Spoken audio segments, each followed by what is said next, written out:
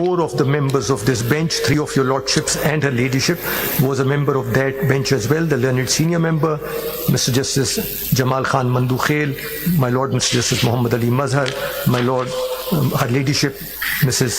Musarrat Hilali. I'm not Mrs. Sorry, Miss my apologies, your ladyship, Miss Musarrat Hilali, Miss Justice Musarrat Hilali. All right. My apologies. records दुरुस्त कर ले. Thank you. 1062, your ladyship. The interpretation, Roman paragraph 3. अरे मखदूम साहब, मेरे वालिद का नाम साथ में लिखा है तो इसलिए मैं बहुत माइंड करती हूँ. Next is my father's name, so इसलिए मैं Not at all. No, your ladyship doesn't need to say sorry. It is I who should have been better informed and I need to apologize. Page 1062, Roman paragraph 3.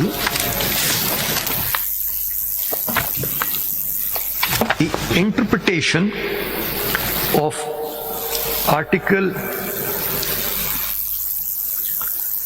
62(1)(f) of the Constitution in imposing a lifetime disqualification upon a person through an implied declaration of a court of civil jurisdiction while adjudicating upon civil rights and obligations of the parties is beyond the scope of the said article and amounts to reading into the Constitution.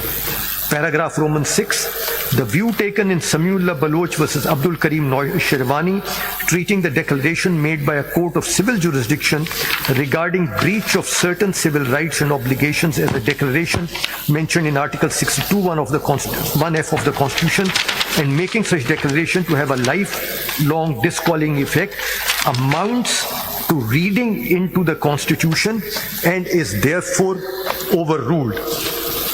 If your ladyship and your lordships may also turn to page 1074. 1074, sideline G. It is, however, important to underline that there is a marked difference between progressive interpretation and amendment of the Constitution. By way of progressive interpretation, as observed in MQM, a particular provision, a term, or a word of the Constitution is interpreted dynamically and purposively with a view to achieve the constitutional intent. Courts cannot, under the disguise of progressive interpretation, amend the Constitution and read that into it which is not enshrined in any provision of the Constitution.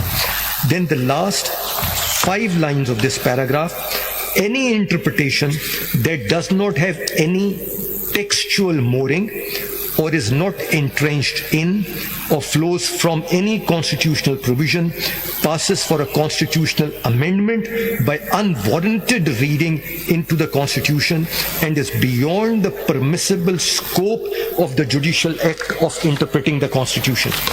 And if you may graciously turn the page to paragraph 12, page 1075. Any court, including this court, cannot by a judicial order confer jurisdiction on itself or any other court, tribunal, or authority. The power to confer jurisdiction is legislative in character. Only the legislature possesses it. No court can create or enlarge its own jurisdiction or any other court's jurisdiction, nor any court has any inherent or plenary jurisdiction because of the constitutional command in Article 175, paragraph 2 of the Constitution. The courts in Pakistan do not possess any inherent jurisdiction on the basis of some principles of common law, equity, or good conscience, and only have that jurisdiction which is conferred on them by the Constitution by or under any law. This is a concurring opinion. Paragraph 3 of our dissenting उसमें भी आ जाए, page 226 पे, paragraph 13.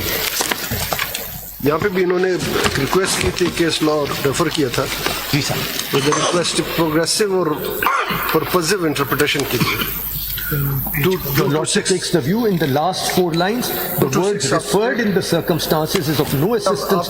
Mic ले लेते Sorry. The referred judgment in the circumstances is of no assistance. ऊपर से page paragraph 13 से पढ़िए. All right, Mala, I can.